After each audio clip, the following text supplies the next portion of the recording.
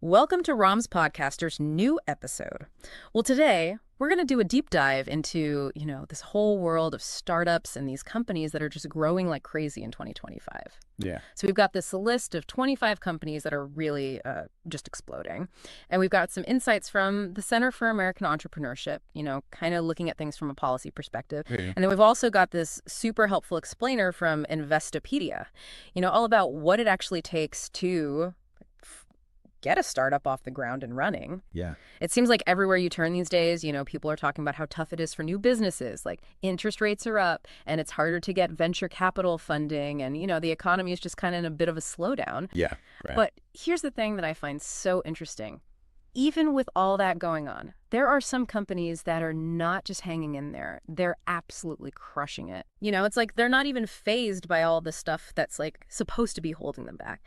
And this report, this 25 fastest growing companies and startups 2025 report, it really kind of throws that into sharp relief. It really does. Yeah. And, when you actually stop and take a look at which companies are the ones pulling off this kind of growth, especially in this kind of climate, it tells you a lot. Yeah. It tells you a lot about where the real innovation is happening, where the money's going, where people are seeing opportunity. Right. And it even gives you a glimpse into how things like regulation, Yeah. and just that classic entrepreneurial spirit are kind of shaping the whole economy. Yeah. And Center for American Entrepreneurship, they do a lot of great work on this and their whole nonpartisan approach.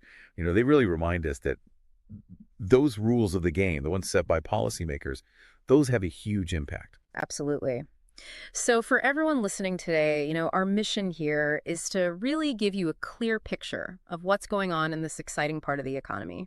We want to spotlight some of the major trends and maybe even unearth a few, surprising stories about these companies that are just like expanding so rapidly without totally drowning you in data, Right. Yeah. So let's jump right into this list, this 25 fastest growing companies and startups 2025. The very first thing that hit me was just how diverse the industries are. Oh, for sure.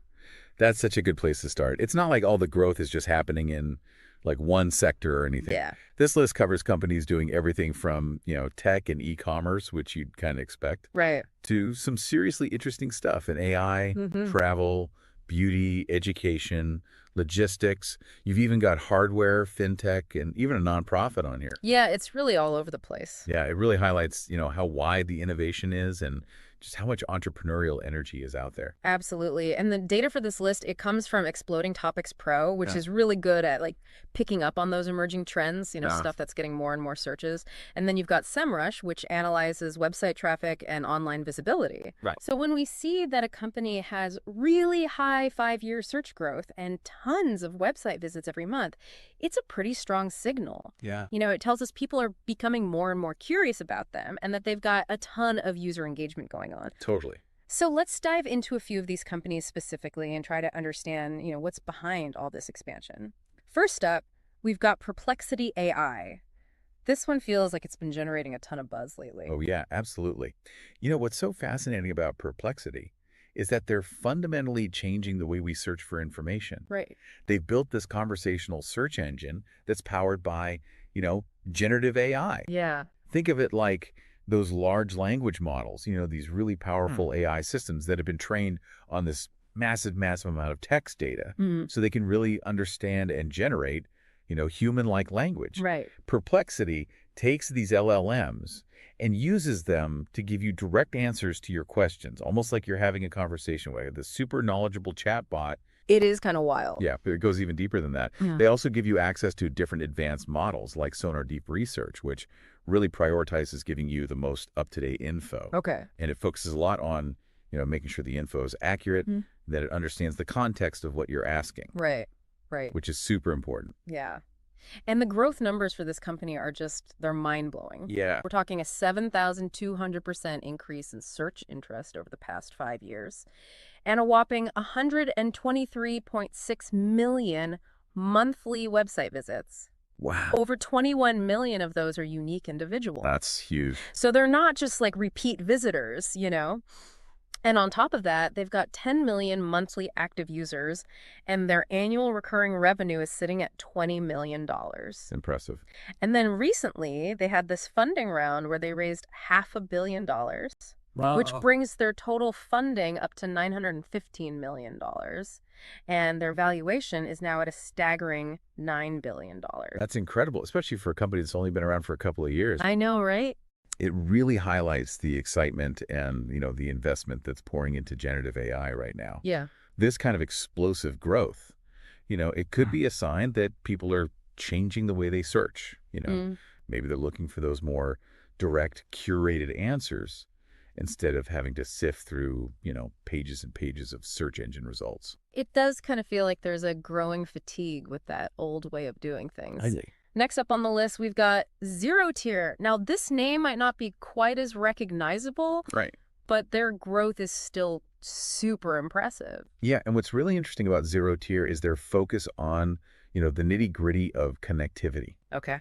Specifically, they're all about secure peer-to-peer network deployment and maintenance, Hmm. which in this day and age, with data security being so crucial, it's a pretty big deal. It is. They offer these encrypted virtual networks where the user, you retain complete control over the encryption keys. Imagine it like you're creating your own private digital tunnel for your data that nobody else can see into. Okay. That's basically what they do. It's a great analogy. Thanks. So their 5-year search growth is at 456%, and they're getting 1.5 million website visits every month. They've also got over 2 million monthly active devices spread across more than 220 countries. Wow. And just last June, they secured another $13.5 million in Series A funding, Okay. bringing their total funding to $15.9 million. It seems like this whole area of providing secure network infrastructure, it's a pretty solid place to be right now. Oh, yeah, definitely. It shows that the need for secure and flexible networking solutions is just going up and up, Mhm. especially with so many people working remotely now and companies having teams all over the place. Right. That emphasis on owner-only access to encryption keys, that's a really powerful selling point these days. It is. With all the cyber threats out there, it shows that people are less trusting of those centralized network solutions. And they're looking for more control over their own security, especially in this remote first world we're living in. Makes sense. Okay, moving on, we've got DeepGram, another company that's really deep into AI. Right. But their specialty is voice tech. Exactly. DeepGram. They're all about automatic speech recognition and voice AI. Yeah. They've got this whole range of products that can do things like turning speech into text, text into speech, and they've got these super advanced audio intelligence AI models, Okay. which is a big deal because the market for voice-enabled applications is just exploding right now. Uh-huh. And they've got this new text-to-speech API called Aura. They launched it back in March of last year.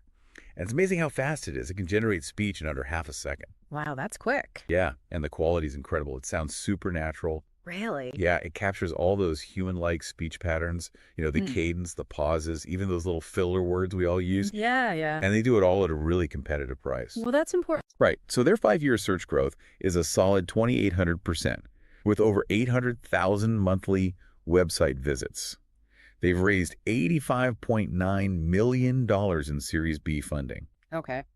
And the fact that they've got clients like NASA, Sharpen, and Five9 using their technology, that says a lot. It does. It shows that their tech is really reliable and effective. Yeah. And it also kind of points to the fact that voice AI is becoming more and more sophisticated, that it's being used in all sorts of different industries. Totally. From, making customer service better to helping with cutting-edge scientific research. Right. And the fact that we can now generate this, truly human-sounding synthetic speech that opens up so many possibilities. Yeah, it is kind of mind-boggling when you think about it. It is. Okay, let's switch gears for a minute and talk about CradleWise.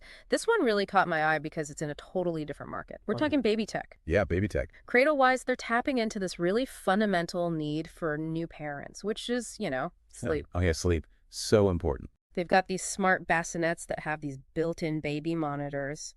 And they don't just track the baby's sleep patterns, like how deeply they're sleeping, but they can also automatically respond with these soothing motions to help the baby stay asleep longer. That's amazing. Yeah, it is pretty cool. And their search interest has grown by a whopping 9,500% in the past 5 years, Wow. which tells you that there's a huge demand for this kind of tech that can help sleep-deprived families. Yeah, for sure. And get this, even though they only started shipping their product in 2023, they still managed to rake in $8 million in revenue that same year. Really? Yeah. And with only $7 million in seed funding, It just shows that you can have a super successful business even in a niche market, if you've got a well-designed product that solves a real problem for people. Absolutely. It's a great example of how technology can be used to solve everyday problems in creative ways. Yeah, And it shows that people are willing to invest in things that make their lives easier, right. especially when it comes to something as precious as sleep. Especially for new parents. Yeah, for sure. Okay, another company on this list with crazy growth is Photo Room, Oh, yeah. which is an AI-powered photo and video editing app. And the numbers for this one are just wild. Wild is the right word. Over 99 times growth in search interest in just 5 years. That's insane. Yeah. Their AI editing tools are clearly a hit with users, especially their background removal feature. Right. And they've got this huge library of like over 1,000 backgrounds and templates to choose from. Back in January 2023, they had 3.1 million active users. Okay. And now they've got 30 million. That is a massive jump. Yeah, it is. And they've had 150 million app downloads, Wow. which really shows that their product is meeting a need in the market. Yeah, it seems like they've found that sweet spot. And they recently had a Series B funding round where they raised $43 million at a valuation of $500 million.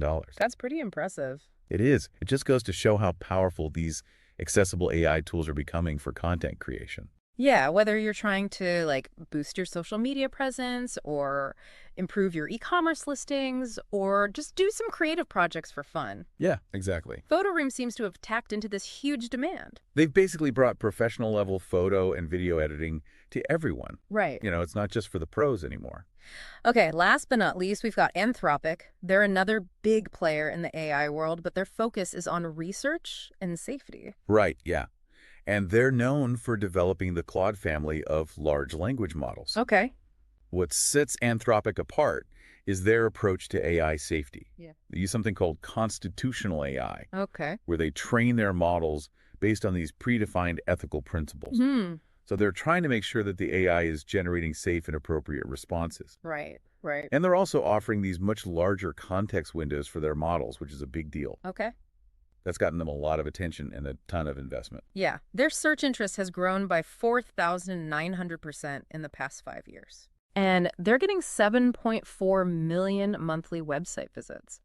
But the funding and valuation numbers are on another level. Yeah, they're huge. They've secured a total of $10.8 billion in funding, including these massive investments from Amazon and Google. Wow. And their valuation has gone from $18.5 billion in February 2024 to $61.5 billion just a year later in March 2025. That's a crazy increase. I know. And their Claude web platform is getting over 100 million visitors every month.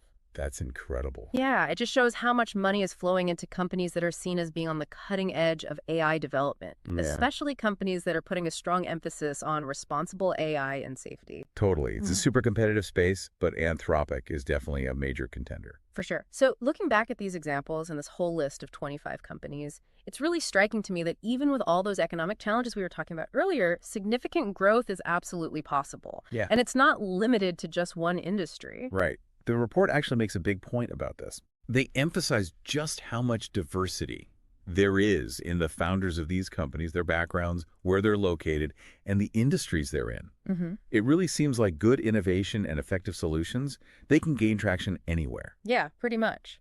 Okay, let's connect some of these success stories back to the basics of starting a company. Right. Investopedia has some really good insights on this. They define a startup as, and I'm quoting here, a company in its early stages characterized by high costs, limited revenue, and a crucial need for capital. Right. Which pretty much sums up a lot of the companies we've been looking at. Yeah, it does. And Investopedia also highlights some really important things to think about when you're starting a business, like location, which they say really depends on what kind of product or service you're offering. Right. They give this example of a company making VR hardware and how they might need a physical space to actually demo their product. That makes sense. Yeah, so people can really experience it. Right, right. They also talk about how important it is to choose the right legal structure for your business. Yeah, like whether you want to be a sole proprietorship or a partnership or an LLC. Exactly. Yeah, that can give you some protection for your personal assets. It's important to think about that stuff early on. Yeah, for sure. And then, of course, there's funding. Which is a big one. Yeah, it's essential. Yeah. Investopedia talks about traditional ways to get funding, like using your own money, asking family and friends for investments, Right. getting angel investors or venture capitalists on board. They even mention Silicon Valley as like the hub for VC activity. But they Yeah. also mention some alternative funding options, like crowdfunding and different types of loans. Right, like through the Small Business Administration. Exactly. And it's interesting to see how the companies we've been talking about have actually gotten their funding. Yeah. Most of Yeah. them have managed to secure a lot of venture capital, which shows just how important that kind of funding is, especially for tech companies that are trying to grow really fast. It's like that fuel that keeps the engine running. Exactly. Investopedia also gets into the pros and cons of working for a Yeah. startup. On the positive side, they mention that you might get more responsibility early on and you can learn a lot really quickly because the environment is so Right. fast-paced. And sometimes the culture is more relaxed and Yeah, flexible. there's definitely that potential. And then there's the possibility of getting stock options, which can be really lucrative down the For road. sure. But they also point out that there are definitely some risks involved. Like Oh, startups have a high failure rate, and hmm you're always under pressure to raise more capital. right. And the hours can be long and demanding. It can be a grind, for Yeah, it's sure. not for everyone. And the salaries might be lower than at bigger companies, at least at Right. first. And then, of course, there's a ton of competition It's out a tough there. landscape. It is. And Investopedia actually shared this statistic. Less than half of all new businesses make it past 5 years. Yeah, that's a sobering thought. It is. It shows just how important those first few years are for a Right. startup. They really need to focus on getting enough funding and building a business model that can actually scale. Absolutely. And they lay out some really good steps for anyone who's thinking about starting a company. Okay. First, you need a solid idea, and you need to do your market research to make sure it's actually a good Right. idea. Then you need to create a business plan that outlines everything, like your company's structure, your goals, your mission, your Yeah, values. that's the blueprint. It is. Then comes the fun part of trying to get funding. And then you've got to deal with all the legal Right, stuff. like registering your business and getting all the licenses you need. Exactly. And then you need to choose a location and figure out your advertising strategy Yeah. and start building a customer base. And all of this while being flexible and adapting to whatever gets thrown your It's a way. lot. It is. It sounds like running a marathon, not a Totally. sprint. And even the companies that are growing super fast, they still had to go through all these steps. Right. Their success probably comes down to the fact that they were really good at executing these fundamentals. And maybe doing them in innovative Yeah, ways. exactly. Okay, last but not least, let's talk about the policy side of things and what the Center for American Entrepreneurship has to Okay. say. Their whole mission is to advocate for policies that support new businesses, Right. to help them get started, survive, and grow. And they do this from a nonpartisan perspective. Yeah, which is important. So they focus on several key policy areas. Okay. They talk a lot about innovation, especially the process of taking a new idea and turning it into something that can be sold. Right, whether it's a new product, a new process, a new way of marketing, or a new way of distributing things. Yeah, and they see that as a driver of economic growth, job creation, and just overall opportunity. Totally. They also talk about the importance of having a skilled workforce. Yeah, they call it world-class talent. Right. And they point out that there are some issues with our education system and immigration policies that can make it hard for businesses to find the workers they Yeah. need. They mention the CA Chip and Science Act as an Right, example. where there's just not enough skilled workers to meet the demand, Exactly. And then there's which capital. is super important for startups. Yeah, the CAE calls it the lifeblood of new businesses. That's a good way to put it. Because it's what allows them to do their research, develop their products, hire people, and make strategic decisions. They also talk about regulation, which is a tricky Yes. one. We need regulations to have a functioning economy, Mhm. but too much regulation or regulations that are too complex or unpredictable can be really hard for startups to deal Especially for with. startups, yeah. And lastly, they talk about taxes and how the U.S. tax code can sometimes hurt startups, especially in the early stages. Right, by penalizing those early losses and making it harder to attract investors. Yeah, which can ultimately slow down growth. Totally. Yeah. And it's interesting to think about how all these policy areas might be affecting the 25 companies we talked about. Yeah. The AI companies probably benefit a lot from policies that encourage innovation and make it easier to get skilled workers. Right. But all startups, no matter what industry they're in, have to deal with regulations and taxes. Mhm. And the CAE, they've been really active in trying to shape policy to be more support entrepreneurs. Yeah, in 2024, they did a lot of advocacy work on tax policy, Hmm. and they've been focusing on understanding how AI is going to affect small businesses, which is really important work. It is. So as we wrap up this deep dive, it's clear that the startup landscape in 2025 is a pretty mixed Yeah, bag. There are definitely challenges out there, but there's also a lot of right. opportunity. And these 25 companies show that with the right innovation and execution, you can achieve incredible Mm. success. And whether you're thinking about starting your own company or you're just interested in this part of the economy, it's really important to understand the fundamentals of starting a Hmm. business and to be aware of the policies that are shaping the landscape. Totally. It's a dynamic and constantly evolving world out there. It is. Hmm. And it's amazing to see the resilience and ingenuity of these startups. Even Yeah. when things are tough, they find a way to make it work. And they're doing it in all sorts of different industries and all over the country. Right. It really shows that the entrepreneurial spirit is alive and well. Yeah, for sure. And organizations like the CAE are doing great work to create an environment where entrepreneurs can thrive. Absolutely. So, for everyone listening, I want to leave you with a couple of things to think Okay. about. What do you think are the key factors that have driven the success of these 25 companies? Hmm. And what policy changes, either locally or nationally, could really help boost entrepreneurship in the years to Those are come? great questions. Yeah, it's something to chew on. And building on that, think about this. Technology is always changing, and AI is becoming more and more integrated into everything we do. Right. So how do you think that's going to affect the startup world in the future? Mm-hmm. What new opportunities are going to emerge? And what new challenges are entrepreneurs and policymakers going to have to face? It's a really exciting time to be watching this It space. is. Things are moving so fast, and it's hard to predict what's going to happen next. But that's part of what makes it so interesting. Exactly. There's always something new to learn and discover. That's for So sure. stay curious, keep exploring, and see what you can create. I like that.